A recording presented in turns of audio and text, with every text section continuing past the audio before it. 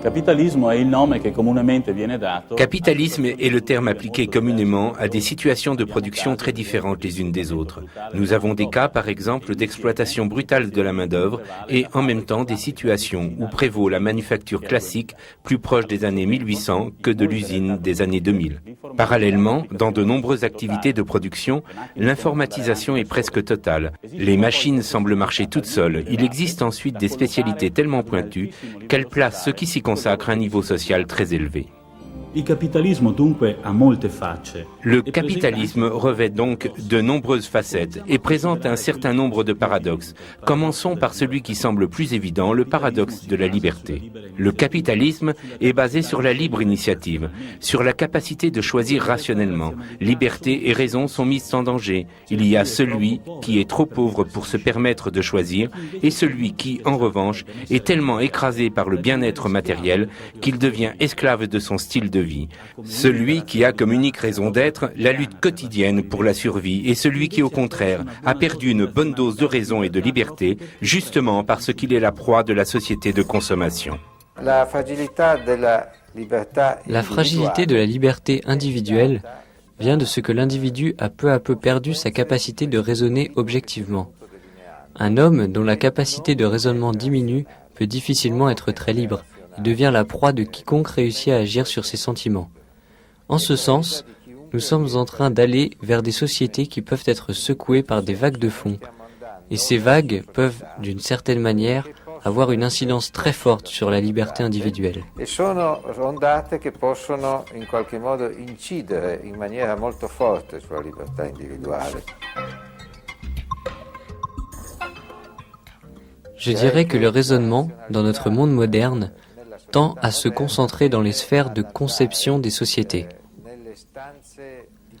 Les sociétés par action doivent se présenter de manière rationnelle sur le marché. Cela oui, mais cela ne se produit pas au niveau de la masse.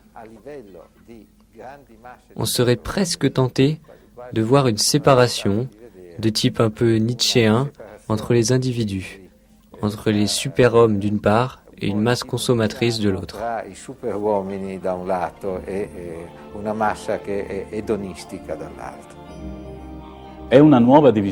C'est une nouvelle division de classe, différente de la division traditionnelle, mais tout aussi profonde. Nous pouvons donc dire qu'aujourd'hui encore, dans les sociétés occidentales avancées, il existe une question sociale. Là où un individu a une idée, la possibilité lui est donnée de s'émanciper, de se réaliser. Nous avons des exemples qui démontrent que ce sont souvent les idées qui font bouger l'argent et non l'inverse.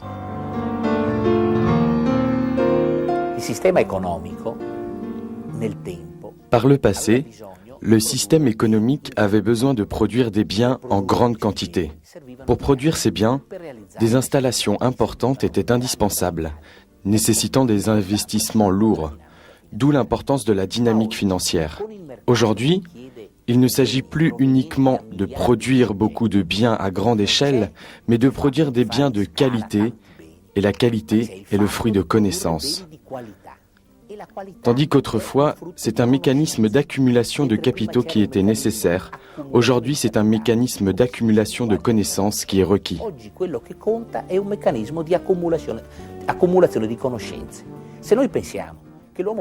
Songeons que l'homme le plus riche du monde, Bill Gates, avec Microsoft, était il y a 20 ans un garçon qui avait des idées, qui a su étudier le mode de fonctionnement du cerveau et réussi à transcrire ces mécanismes dans des ordinateurs. Nous voyons comment l'accumulation de connaissances permet l'accumulation de capital. Et donc, c'est en investissant sur l'homme, sur ses exigences, sur ses connaissances, que nous pouvons avoir une dynamique qui n'est plus fondée sur la finance, mais sur le capital humain.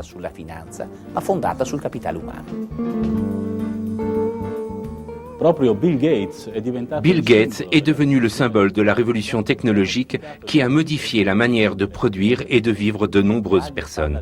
De Alio parle d'une nouvelle classe qui naît des bouleversements sociaux de ces 20 dernières années. La nouvelle bourgeoisie est propriétaire du savoir-faire. Savoir faire quoi? Savoir faire les choses qui portent de l'avant l'économie électronique, l'économie des télécommunications, l'économie mondiale actuelle. C'est une nouvelle classe aussi dans le sens qu'elle a conscience de l'être. La nouvelle bourgeoisie est internationale. La nouvelle bourgeoisie parle anglais, elle fréquente les écoles de management, elle lit le journal de Wall Street, le Financial Times, etc., etc. La nouvelle bourgeoisie a détruit l'ordre précédent et en a fait émerger un nouveau. Les marchés financiers ont complètement modifié les règles du jeu économique. Ils ont contraint les États à privatiser, à déréglementer. Cela va, si on veut, dans le bon sens, comme du reste, Marx le concédait à la vieille bourgeoisie, mais certainement dans un sens révolutionnaire. Le fait que des individus puissent être héritiers de la vieille bourgeoisie, ce qui parfois est vrai et parfois ne l'est pas, n'est pas très important en soi, car une fracture est intervenue entre les générations. Ce que les représentants de la nouvelle génération possèdent n'est pas le capital financier. Celui-ci leur parvient ensuite, ce n'est ce qui les différencie. C'est ce qui précède le capital financier, c'est-à-dire la possibilité de l'accumuler car ils détiennent des connaissances, un savoir-faire. Mais qui a accès à ces connaissances? Où apprend-on tout cela?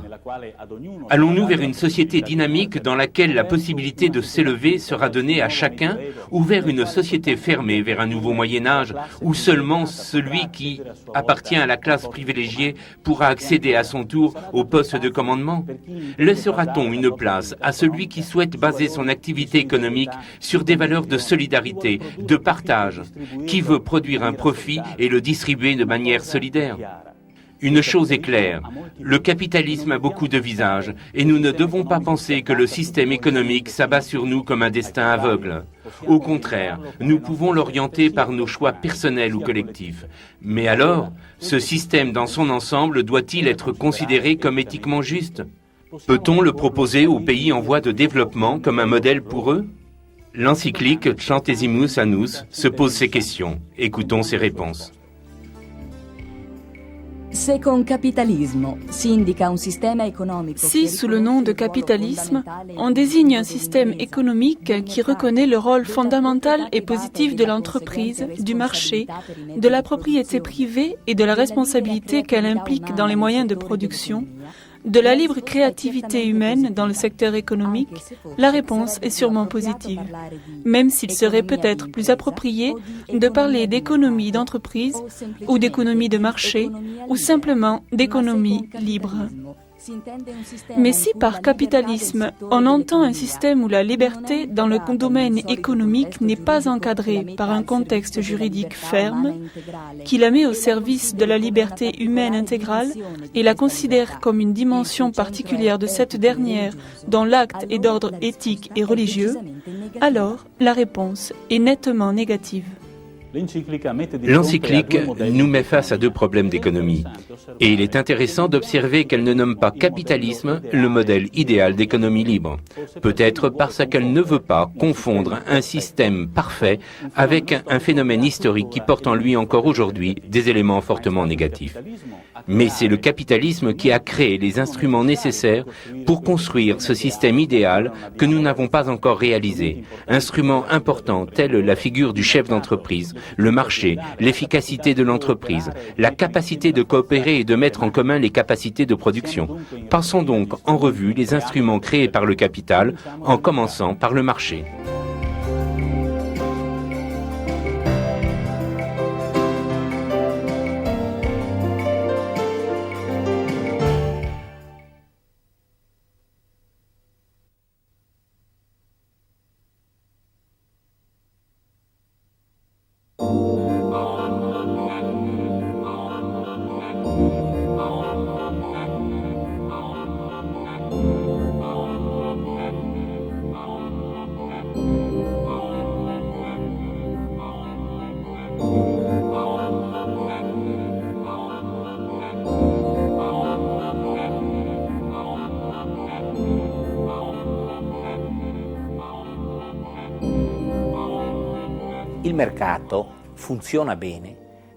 Le marché fonctionne bien lorsque beaucoup de sujets y participent.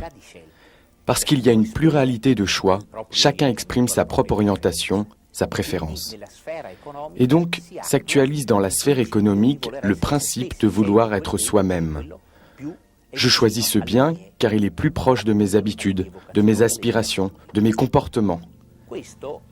Cet élément économique est essentiel pour les autres libertés, politiques et religieuses. Pouvons-nous oublier qu'avant la guerre, en Europe, il y avait des régimes totalitaires en Espagne, en Italie et en Allemagne?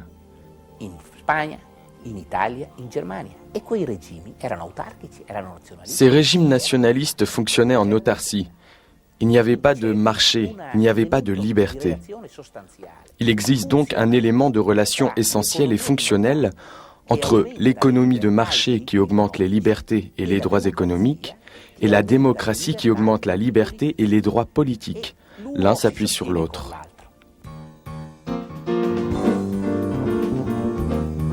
Un autre point fondamental des sociétés libres est la compétition. Et c'est cela que tous les régimes socialistes ont écarté, le grand principe de la compétition, car il y a quelqu'un, un comité central qui sait ce qu'est la vérité, l'économie, le sens inéluctable de l'histoire. Nous, en revanche, nous ne le savons pas et nous laissons les autres libres. La concurrence, et là est le point fondamental, est le grand principe qui anime les sociétés occidentales. Concurrence, compétition, comme nous l'a enseigné Novak, dérive le competere, c'est-à-dire chercher ensemble la solution la meilleure de manière consensuelle.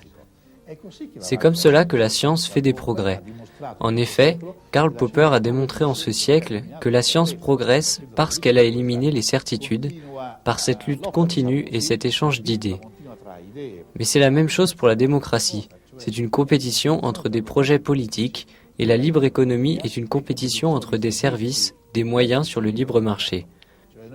Nous voyons que science, démocratie et marché sont animés par ce grand principe de la compétition, principe nié par les régimes socialistes.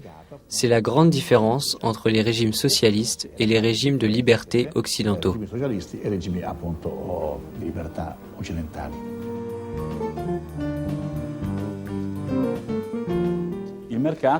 Le marché est en lui-même un instrument de liberté, même si tous n'en jouissent pas de la même manière. Il existe en effet des phénomènes qui tentent à limiter la liberté de choix du consommateur. Il est cependant paradoxal de l'affirmer juste au moment où nous sommes submergés par une quantité de biens, de marchandises, entre lesquels nous pouvons choisir. Il y a de très nombreuses possibilités de choix dans certains domaines superficiels. Nous pouvons choisir entre beaucoup de modèles de voitures. Mais si nous voulons choisir entre l'usage de la voiture ou au contraire aller à pied, nous voyons que notre choix tend à se réduire. Dans certains domaines matériels, nos possibilités de choix augmentent considérablement. Dans n'importe quel supermarché, nous voyons des centaines de produits plus ou moins du même type, avec cependant une petite différence entre tous. Et nous sommes souverains en matière de choix. Lorsqu'en revanche il s'agit de choses plus fondamentales, nous assistons, pas toujours mais c'est une tendance, à une réduction de nos possibilités de choix.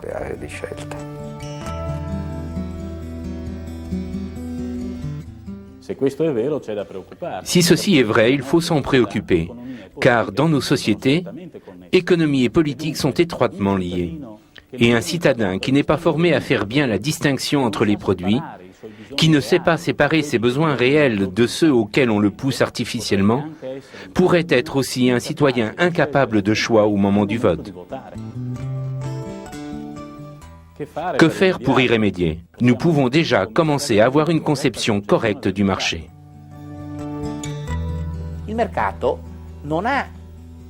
Le marché n'a pas de structure stable, mais il doit être toujours entretenu pour accroître ses possibilités. Nous sommes habitués à considérer que le marché a seulement trait aux biens matériels, aux biens utilitaires, aux biens de consommation. Mais non, c'est le niveau des aspirations, des besoins, des attentes des consommateurs qui amène le marché à traiter certains biens de consommation. Si donc aujourd'hui le marché ne satisfait plus tous les besoins, c'est parce que nous ne savons plus demander au marché les biens que nous voulons. Si, en revanche, nous faisons comprendre ce que nous sommes, notre volonté d'être effectivement libre et donc non soumis à la consommation, à une publicité trompeuse, non soumis à la mode, Si nous arrivons à exprimer vraiment notre réalité, nous saurons alors demander au marché des biens spécifiques.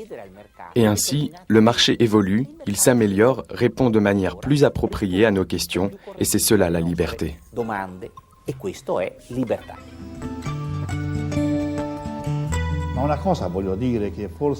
Je voudrais dire quelque chose qui en déconcertera peut-être plus d'un, c'est que le marché est toujours innocent. Je vais expliquer ce fait. Supposons que Dr Bernard, comme c'est d'ailleurs arrivé à ce grand médecin français, découvre les effets du curare. Un autre médecin arrive, il prend le curare et avec ce poison tue une autre personne. Que disons-nous? Que Bernard est un voyou et qu'il faut éliminer la science? Non. Nous disons que ce médecin est un malfaiteur et qu'il doit être puni.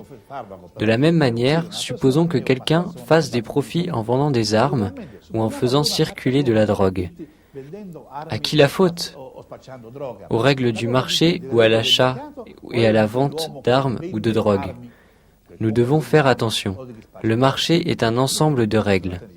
Les institutions sont comme des forteresses. Elles résistent si la garnison est bonne, si la garnison est mauvaise. Nous n'éliminons pas la science parce qu'elle est utilisée à mauvais escient, pas plus que nous n'éliminons le marché s'il est utilisé à de mauvaises fins. Là, c'est l'éthique qui doit être reconsidérée, pas le marché.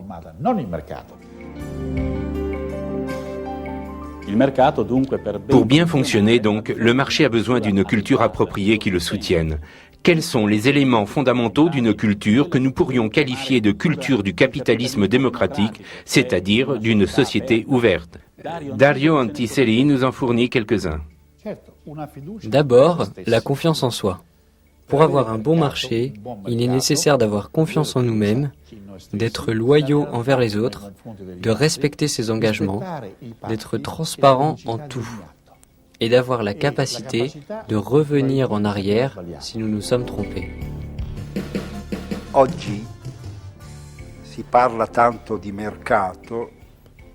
On parle beaucoup aujourd'hui de marché. Il faudrait parler de marché compétitif. Ce qualificatif n'est pas sans importance, car cela signifie que le marché doit être réglementé. Il ne peut pas être livré à lui-même. Ce n'est pas un pur mécanisme de livre de texte. C'est une institution. Le marché fonctionne bien si, en amont, se trouvent des législations justes et valables, une culture du risque appropriée, des codes civils et commerciaux à la hauteur des temps. Tout un dispositif qui rend le marché rentable et efficace.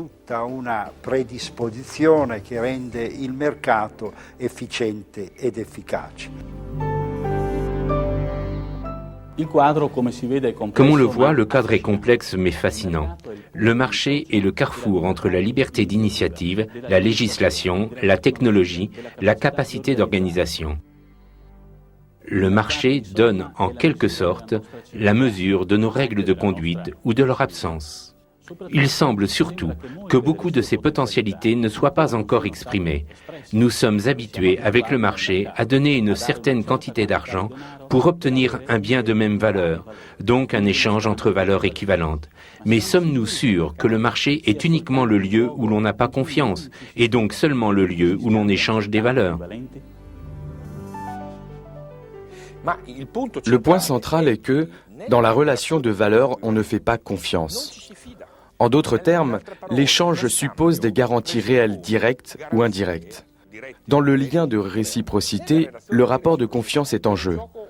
Du point de vue économique, la confiance présente un grand avantage. Elle ne coûte rien, elle abaisse les coûts de transaction. Si toi et moi avons confiance, nous n'avons pas besoin, pour traiter une affaire, de passer par le notaire. Nous n'avons pas besoin d'aller chez un avocat pour avoir une assurance, car le rapport de confiance nous démontre à la fin qu'il est plus avantageux. Il élimine ce que l'on appelle les coûts de transaction. Voilà pourquoi ce que l'on entend souvent n'est pas vrai. Lorsque l'on dit « s'il n'y a pas de garantie réelle, l'économie de marché se bloque »,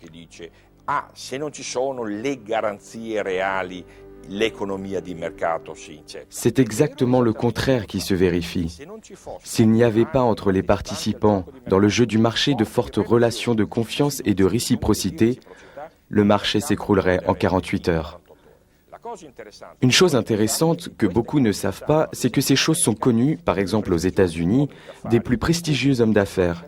Tel cet homme d'affaires qui déclarait récemment que le jour où la chaleur des relations humaines, la confiance réciproque diminuerait, l'économie de marché américaine disparaîtrait en l'espace de peu de temps.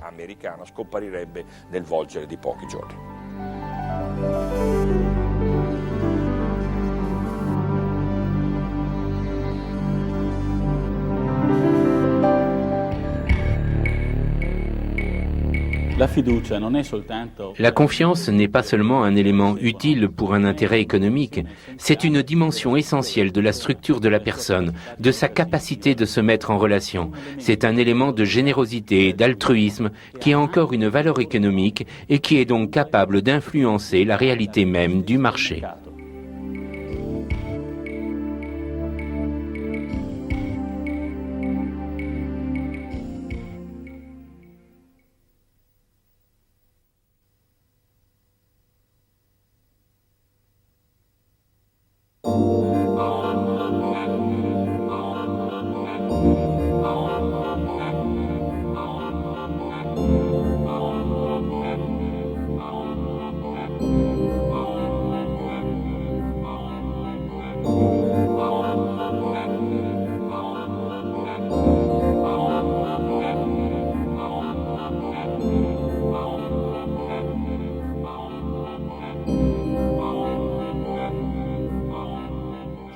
Qui est le chef d'entreprise? Un exploiteur?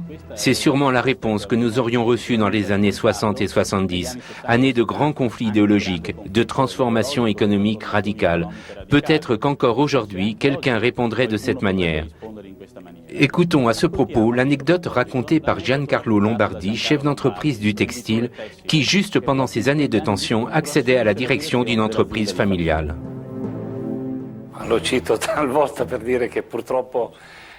Je la cite quelquefois pour dire que, malheureusement, il existe dans le monde catholique une prévention envers l'activité d'entreprise, même si l'on demande ensuite avec beaucoup d'emphase de faire quelque chose pour l'emploi.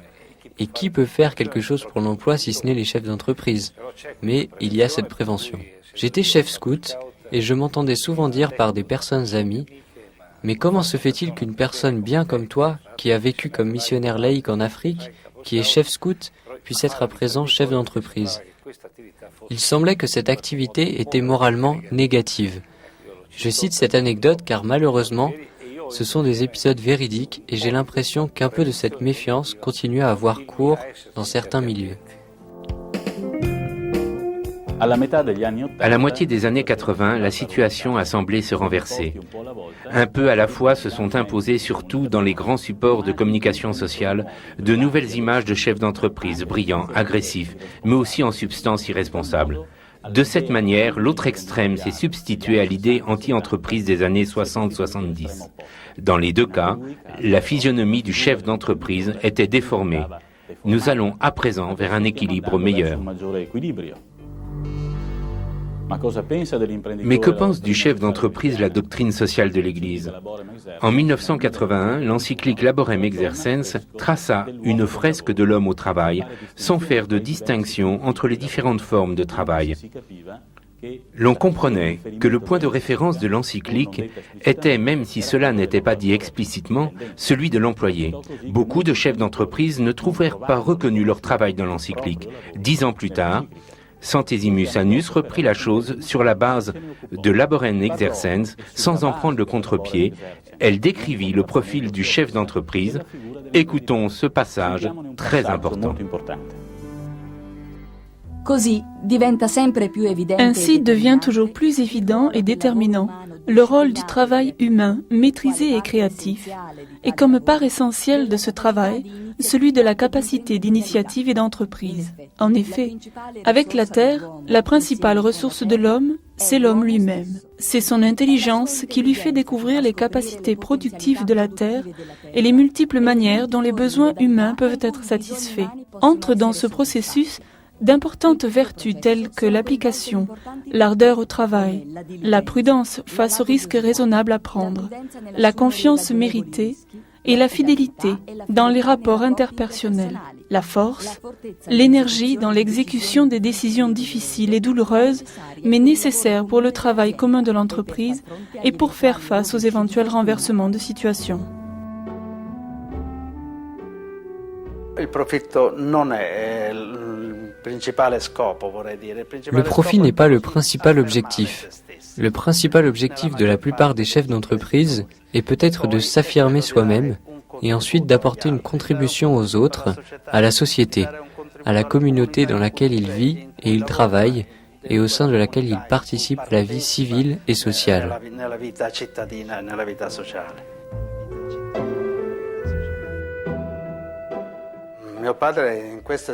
Mon père a été en cela un précurseur dans cette manière de travailler. Lui qui avait commencé à faire fortune comme émigré dans le Piémont, a voulu revenir chez lui pour créer une activité industrielle. Pourquoi cela ? Parce qu'il voulait donner une contribution aux gens de chez lui. Il avait vécu les drames de l'immigration vers le pays d'outre-Atlantique de beaucoup de ses amis et de personnes de sa famille. Et il disait, « Ne pouvons-nous pas tenter quelque chose pour faire se développer nos populations, pour donner un standing de vie moderne, décent à ceux de chez nous ?» Dès qu'il a pu le faire, il a créé son entreprise dans sa région. L'entreprise a commencé avec 5 ouvriers, puis elle s'est développée, elle a grandi.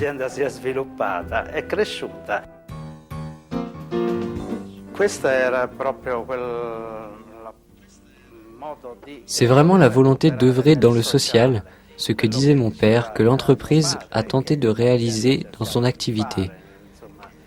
Chercher à implanter l'usine là où sont les travailleurs et ne pas porter les travailleurs vers l'usine. Ne pas les faire partir de leur lieu de vie, de naissance, du lieu de leurs activités.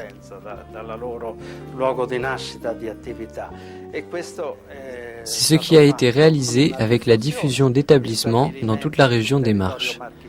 À cette époque-là, les communications étaient bien différentes de celles d'aujourd'hui. À présent, les choses ont un peu changé.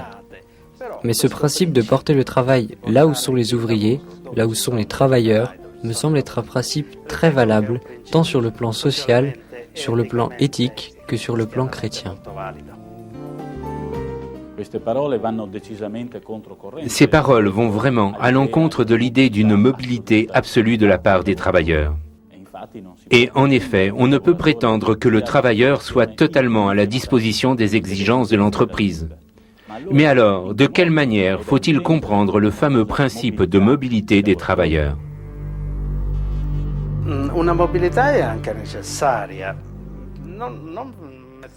Une mobilité est nécessaire.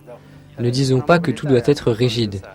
Une mobilité est nécessaire aussi pour apprendre. Si mon père n'était pas allé dans le Piémont, il n'aurait pas pu apprendre les technologies, les techniques de gestion et de management, les études technologiques adaptées pour pouvoir créer une activité industrielle. C'est ce que je dis à beaucoup de jeunes nouvellement diplômés d'Italie du Sud. Allez dans le Nord, apprenez un métier, puis revenez dans votre région. Là, vous pourrez mettre à profit vos capacités d'entrepreneur nouvellement acquises dans le milieu social que vous connaissez. Car pour être vraiment saine, une activité industrielle doit être enracinée dans la culture locale. Elle doit naître d'en bas, mais avec des racines profondes dans la terre d'origine, avec l'humus territorial qui le fera grandir et se développer.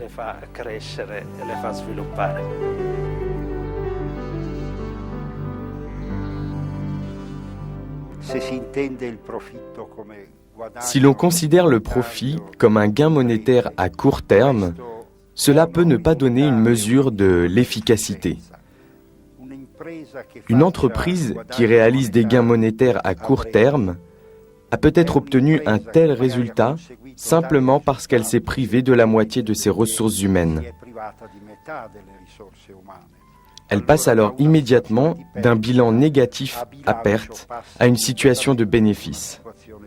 cela ne répond pas à une manière de gérer véritable et professionnelle, dans la mesure où cela ne répond pas à un plan industriel stratégique.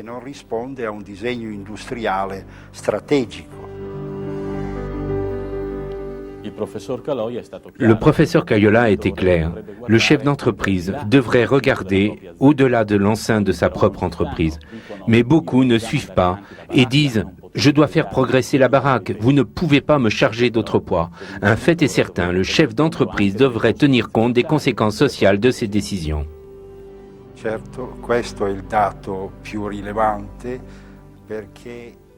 C'est le plus important, car aujourd'hui, la solidarité qui vient en relief et dont l'entrepreneur fait partie n'est plus celle de la société traditionnelle où elle était un peu conventionnelle. Ce n'est pas non plus celle de l'État social qui est désormais en crise à cause du manque de ressources ou pour des faits d'illégalité.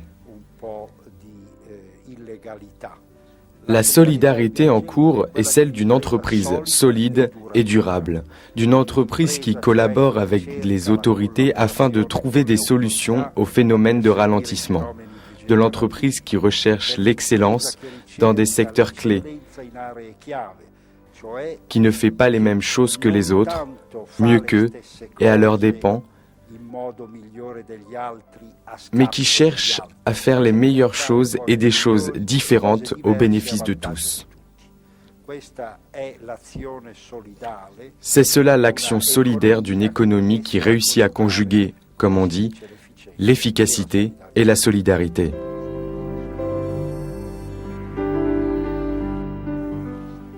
L'activité d'entreprise n'est pas statique, elle n'est pas un calcul froid. Elle est dynamisme, elle est fantaisie, créativité. C'est un fait éthique, un fait culturel avéré. La parabole des talents doit être revalorisée, dans le sens où doit être remis en évidence aujourd'hui le développement face à un égalitarisme gris et médiocre.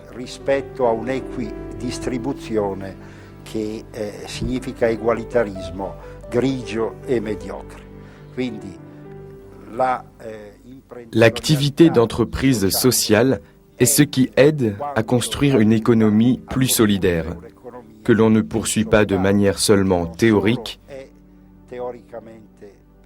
mais c'est quelque chose qui, dans les faits, aide la société dans ses expressions les plus anticipatrices et durables.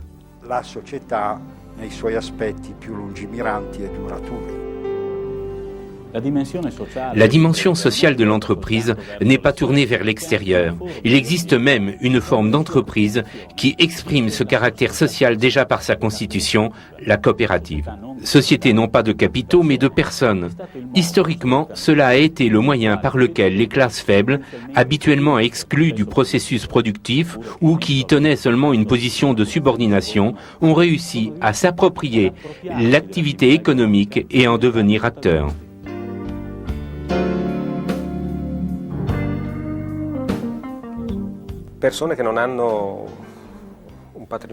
Des personnes qui n'ont pas de patrimoine n'ont pas de moyens économiques. Les fondateurs de la première coopérative historique, les honnêtes pionniers de Rochdale, un petit village de mineurs du pays de Galles, qui extrayaient du charbon du matin au soir et parvenaient avec peine à garantir la survie de leur famille. Qu'avaient-ils à leur disposition pour s'approvisionner d'un peu de nourriture de meilleure qualité et à meilleur prix? En substance, eux-mêmes. La personne est l'élément de base de la coopérative, car les chefs d'entreprise coopératives n'ont qu'eux-mêmes comme patrimoine pour mettre en route une entreprise. Ils ont leur travail, leur capacité, leur esprit d'entreprise, leur aptitude à travailler ensemble, à coopérer. Et c'est ainsi qu'est né le mouvement coopératif.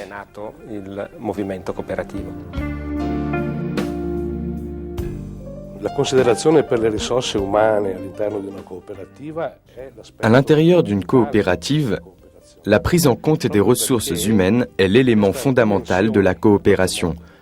Justement parce que cette dimension qui tend à considérer en permanence l'autre comme un partenaire souligne l'aspect d'une considération toute particulière de la personne.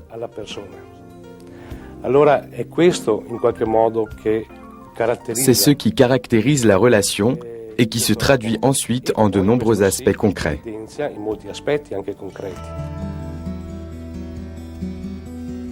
La mentalità della cooperazione è un qualcosa che La mentalité de coopération est un quelque chose que l'on acquiert un peu à la fois.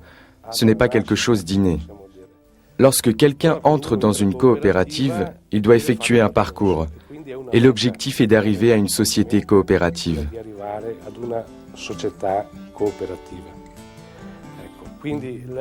À l'intérieur d'une coopérative, le rapport entre les associés, que nous pouvons définir d'associés travailleurs, a aussi cette physionomie sociétaire qui doit être acquise à travers un parcours. Le rapport entre les personnes grandit, tant du point de vue professionnel que du point de vue sociétaire. Dans la coopérative, comme dans toute autre entreprise, des décisions doivent être prises. Il existe une direction. Mais il faut modérer cette exigence par un principe de participation et de démocratie. Et ce n'est pas facile. Voici les réflexions de Felice Scalvini. Les économistes parlent toujours plus ces derniers temps du coût des transactions. Ce sont des coûts toujours plus présents dans chaque entreprise pour réguler le flux des décisions, pour gérer l'organisation de l'entreprise qui, à la fin, influence le produit final. La démocratie présente certainement à court terme des coûts de transaction plus élevés. Il est plus difficile de prendre une décision à 10 que tout seul.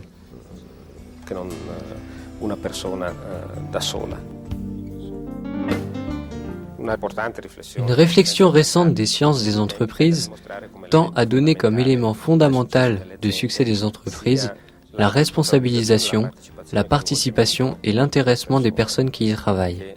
Et alors la démocratie qui, au début, représente un coût, finit dans les coopératives par devenir un investissement. La prise en charge d'une responsabilité directe de la part des travailleurs s'est souvent avérée être dans l'entreprise la solution gagnante dans les situations de crise. La coopérative Nouvelle Scalvenzi naît ainsi. Fin des années 1970, crise du secteur agricole. La société Calvenzi, qui produit des machines agricoles, accuse le coup. Les ouvriers occupent l'usine, mais malgré cela, l'entreprise ferme en 1981. 27 d'entre eux ne cèdent pas. Ils forment une coopérative, utilisent leur indemnité comme premier raconte pour l'acquisition de l'usine.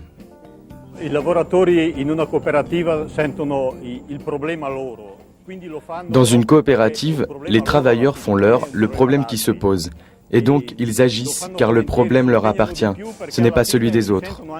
Ils s'engagent aussi plus parce qu'ils sentent qu'ils ont un rôle à jouer. À la fin, le fait d'avoir résolu un problème apporte aussi la satisfaction de pouvoir dire « j'y suis arrivé ». Ce ne sont pas toujours les autres qui pensent pour eux, mais dans le cas de la coopérative, c'est l'associé employé ou l'associé non employé qui, à la fin, est gratifié pour ce qu'il a fait. À la coopérative Nouvelle Scalvenzi, certains ont même refusé d'autres propositions de travail qui les auraient mis à l'abri économiquement. Pour quel motif ont-ils fait cela ?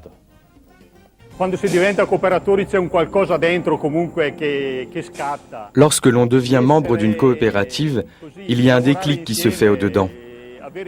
Le fait de travailler ensemble, de mettre des idées en commun, c'est aussi un phénomène intérieur. Il y a quelque chose de différent qui, très probablement, fait intervenir l'histoire de la personne. En tout cas, c'est très important. Cette question est difficile.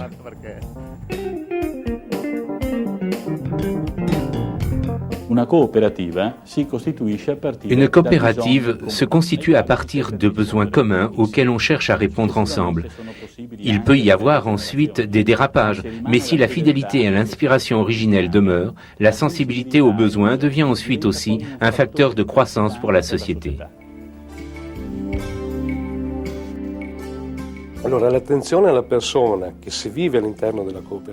L'attention à la personne qui vit à l'intérieur de la coopérative est portée ensuite à l'extérieur. Et donc, les associés qui y travaillent sont particulièrement attentifs aux besoins, même non exprimés ou cachés, auxquels les entreprises ou les services privés ne donnent parfois pas de réponse car ils n'en tirent pas de profit et que les organismes publics ne réussissent pas toujours à voir.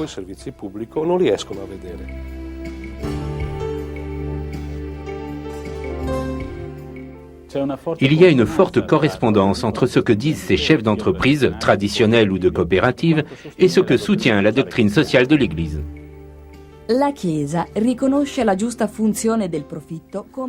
L'Église reconnaît le rôle pertinent du profit comme indicateur du bon fonctionnement de l'entreprise. Quand une entreprise génère du profit, cela signifie que les facteurs productifs ont été dûment utilisés et les besoins humains correspondants convenablement satisfaits. Cependant, le profit n'est pas le seul indicateur de l'état de l'entreprise. Il peut arriver que les comptes économiques soient satisfaisants et qu'en même temps, les hommes qui constituent le patrimoine le plus précieux de l'entreprise soient humiliés et offensés dans leur dignité. Non seulement cela est moralement inadmissible, mais cela ne peut pas ne pas entraîner par la suite des conséquences négatives, même pour l'efficacité économique de l'entreprise. En effet, le but de l'entreprise n'est pas uniquement la production du profit, mais l'existence même de l'entreprise comme communauté de personnes qui, de différentes manières, recherchent la satisfaction de leurs besoins fondamentaux et qui constituent un groupe particulier au service de la société tout entière. Le profit est un régulateur dans la vie de l'établissement, mais il n'en est pas le seul.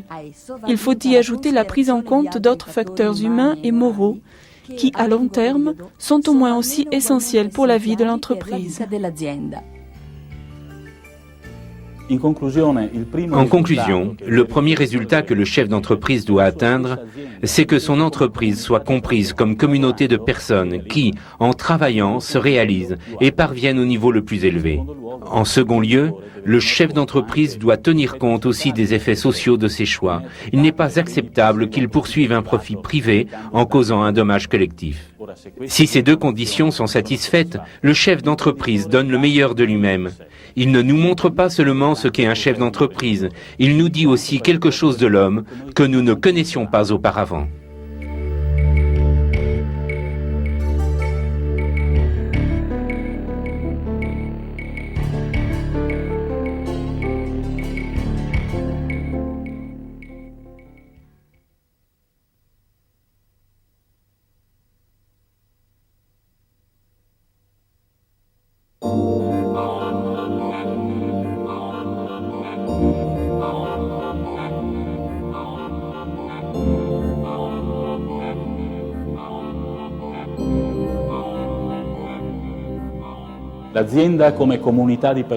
L'entreprise comme communauté de personnes, l'usage éthique des instruments du capitalisme. Dans cette direction, nous avons désormais à notre disposition des expérimentations assez avancées. Celle de l'économie de communion, lancée en 1991 par Chiara Lubich, fondatrice du mouvement des Focolari, présente un intérêt particulier. Nous sommes au Brésil, devant les gratte-ciel, siège des multinationales flanquées de bidonvilles immenses, où des millions de personnes vivent en dessous du seuil de pauvreté. Chiara Lubich comprit qu'il n'était pas possible d'affronter ce problème avec les moyens traditionnels de la simple bienfaisance, ni même avec la seule mise en commun des biens pratiquée par les premières communautés chrétiennes. Une nouvelle manière de produire et de distribuer les richesses s'avérait nécessaire. Écoutons-la nous décrire les lignes directrices du projet. L'économie de communion propose des comportements inspirés par la gratuité, la solidarité et l'attention plus faible, comportements habituellement caractéristiques des organisations à but non lucratif. Or, elle les propose également à des entreprises régies par la recherche du profit. L'économie de communion ne se présente donc pas comme une nouvelle forme d'entreprise en alternative à celle qui existe déjà. Elle entend plutôt transformer de l'intérieur les structures habituelles de l'entreprise, qu'elles soient des sociétés par action, des coopératives ou autres, plaçant toutes les relations à l'intérieur et à l'extérieur des entreprises à la lumière d'un style de vie de communion. Le tout dans le respect total des valeurs authentiques de l'entreprise et du marché, ce mis en évidence par la doctrine sociale de l'Église et en particulier par Jean-Paul II dans l'encyclique Centesimus Annus.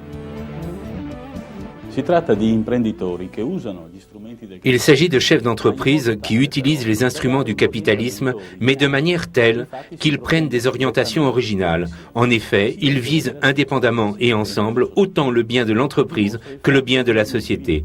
Une preuve en est le partage des bénéfices de ces entreprises en 3 parties. La première permet de développer l'entreprise et de créer de nouveaux postes.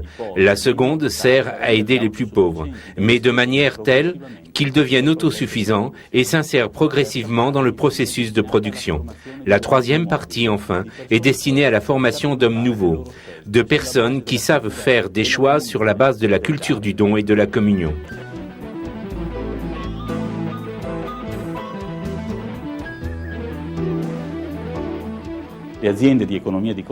Les entreprises de l'économie de communion sont désormais plus de 700. Il s'agit le plus souvent d'entreprises petites ou moyennes, les plus importantes arrivant à un chiffre d'affaires de 50 millions de dollars. Il est intéressant de constater que ces entreprises ne sont plus seulement implantées en Amérique latine, mais aussi aux États-Unis, en Europe et en Asie. Le phénomène est en train de se développer, dépassant le milieu dans lequel il est né et revêt un intérêt de caractère général. Luis Carlos Santos a une entreprise à Salto composée de 4 unités agricoles. Il élève des bovins pour la viande et le lait, des porcs, et il produit également 500 000 poulets tous les 50 jours. Cultive le café et l'eucalyptus. En 1991, 18 personnes étaient employées dans notre ferme et après avoir adhéré au projet de l'économie de communion, cela pourrait sembler une coïncidence, il y a eu une augmentation de 120% de notre activité de production. L'économie de communion a été accueillie avec un grand enthousiasme par les employés. Auparavant, nous leur garantissions un salaire minimum fixé par le gouvernement. Puis, avec l'idée de l'économie de communion, je leur ai proposé un pourcentage sur le chiffre d'affaires brut. Avec cela, nous avons résolu beaucoup de problèmes. La productivité a augmenté et l'entreprise continue à se développer. Le nombre des employés a un peu diminué, car sont restés seulement les membres du personnel qui voulaient vraiment travailler. Il n'est plus nécessaire de dire ce qu'ils doivent faire dans le hangar. Ils savent ce qu'il y a à faire et que s'ils ne sont pas très attentifs aux poulets, leurs profits aussi diminueront. Margarida Santos est assistante sociale et elle aide son mari dans l'administration de l'entreprise. L'économie de communion redonne le sens de leur dignité aux personnes et, automatiquement, avec le saut du niveau socio-économique, remonte aussi le niveau des aspirations. Ils peuvent désormais se consacrer davantage à l'éducation de leurs enfants, à l'aménagement de leur maison, chercher de nouvelles orientations pour leurs enfants. On assiste à une croissance dans tous les domaines, pas seulement économique, mais aussi beaucoup dans le domaine social. Non só econômica, mas também grandemente no social. Questo modo di agire. Cette manière d'agir amène aussi à déplacer un peu l'objectif du chef d'entreprise, car le travail de l'homme est toujours plus valorisé. J'ai vu pas mal de chefs d'entreprise qui, en s'engageant dans de nouvelles activités, au lieu de penser tout de suite à ce qu'ils allaient gagner, naturellement, ils pensent aussi aux gains, mais ils pensaient au nombre de postes de travail qu'ils allaient créer.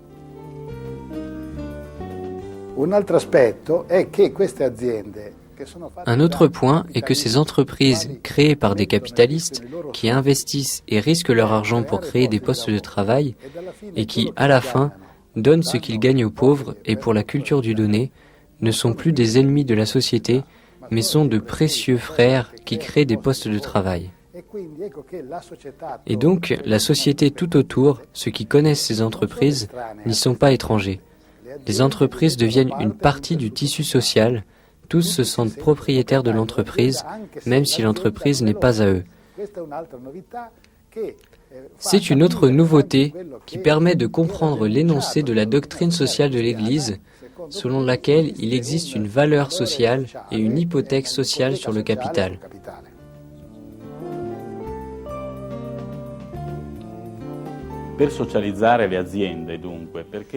Pour socialiser les entreprises, donc, pour qu'elles soient vraiment perçues par tous comme un bien commun, cela ne sert à rien de les étatiser, en éliminant ainsi, de droit ou de fait, la propriété privée. La vraie socialisation n'advient que dans la liberté. De cette manière, l'économie de communion permet de réinsérer une catégorie de personnes marginalisées que la sociologie contemporaine considère désormais comme irrécupérable. D'un côté, en effet, il y a ceux qui disent « laissez faire l'économie de marché, elle réussit seule à récupérer les marginaux » et ce n'est pas vrai. D'autre part, en revanche, il y a ceux qui, de manière préjudiciable, s'opposent au système. Ils n'en voient que les aspects négatifs et bloquent donc donc par leur action le libre développement de l'initiative privée. L'économie de communion est en train de démontrer que le sauvetage des plus pauvres est possible grâce aux instruments du marché. Cela ne peut pas se produire automatiquement, mais en s'inspirant d'une nouvelle culture et d'une nouvelle interprétation de l'économie. Walter Schmidt est propriétaire d'une entreprise à Wuppertal en Allemagne qui produit des systèmes de sécurité pour les transports. Depuis 1991, tous les bénéfices de son entreprise ont été destinés à la création d'une entreprise analogue à Brno en République tchèque. La plus grande partie des entreprises de l'Ouest, qui aujourd'hui investissent en Europe de l'Est, veulent faire des bénéfices encore plus importants que ceux réalisés à l'Ouest en utilisant en leur faveur la différence des salaires entre l'Est et l'Ouest. Nous ne cherchons pas à atteindre ce but, mais plutôt à aider à construire, là, dans ces pays, une économie qui se suffise à elle-même et capable de se mettre en relation avec les autres.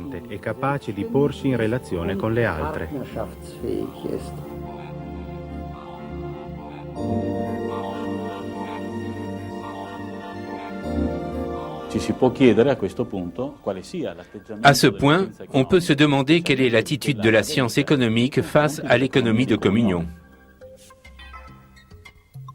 Mi sembrano due punti particolarmente interessanti per l'economista teorico. Deux points me semblent particulièrement intéressants pour l'économiste théoricien. Le premier est que cette expérience défie la manière ordinaire de comprendre le rapport État et marché. Pourquoi ? On considère normalement le marché comme le lieu de production de la richesse. Ensuite, une fois la richesse produite de manière efficace, elle est remise à l'État par l'intermédiaire de la taxation progressive, qui la redistribue sur la base de critères sociaux et moraux. Ces entreprises de l'économie de communion défient justement cette thèse, car non seulement elles produisent de la richesse, mais elles font aussi en sorte de la redistribuer dans les trois parts mentionnées plus haut.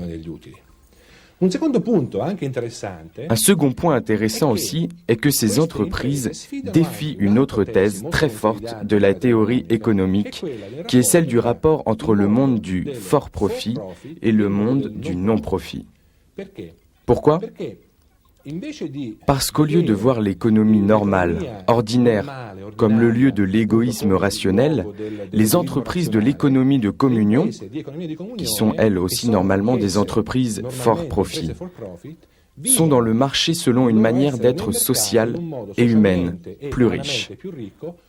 Et elles s'occupent également d'aspects normalement réservés au domaine humanitaire.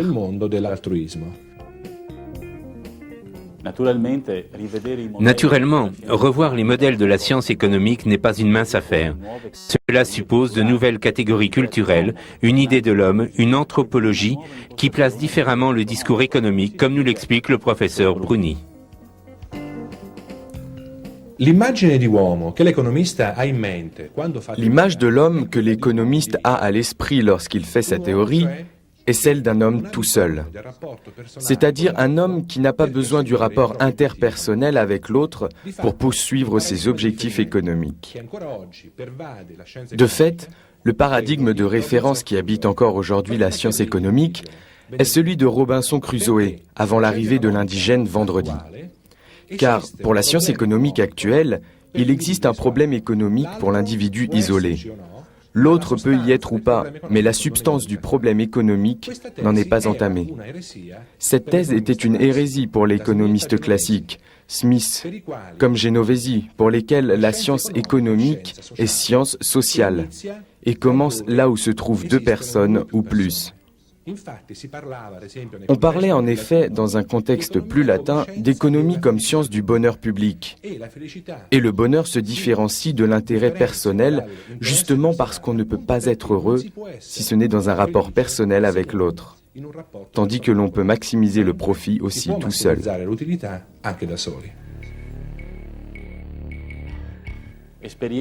Des expériences telles que l'économie de communion, avec d'autres que beaucoup de chefs d'entreprise font dans le monde, semblent nous donner d'importantes indications sur l'usage éthique des instruments que l'économie d'entreprise a réussi à construire avec le temps. Nous avons donc un espoir fondé de pouvoir arriver à ce système éthiquement juste que nous souhaitons tous. Des millions d'individus travaillent, produisent et économisent malgré tout ce que nous pouvons inventer pour les importuner, leur mettre des bâtons dans les roues, les décourager. C'est leur vocation naturelle au travail qui les pousse et pas seulement l'appât du gain. Le goût, la fierté de voir son entreprise prospérer, acquérir du crédit, inspirer confiance à une clientèle toujours plus vaste, agrandir ses installations, embellir ses locaux, constitue un levier de progrès tout aussi puissant que le gain. S'il n'en était pas ainsi, on n'expliquerait pas que des chefs d'entreprise dépensent toutes leurs énergies et investissent tous leurs capitaux pour en retirer souvent des bénéfices beaucoup plus modestes que ceux qu'ils pourraient obtenir plus sûrement et confortablement dans d'autres postes.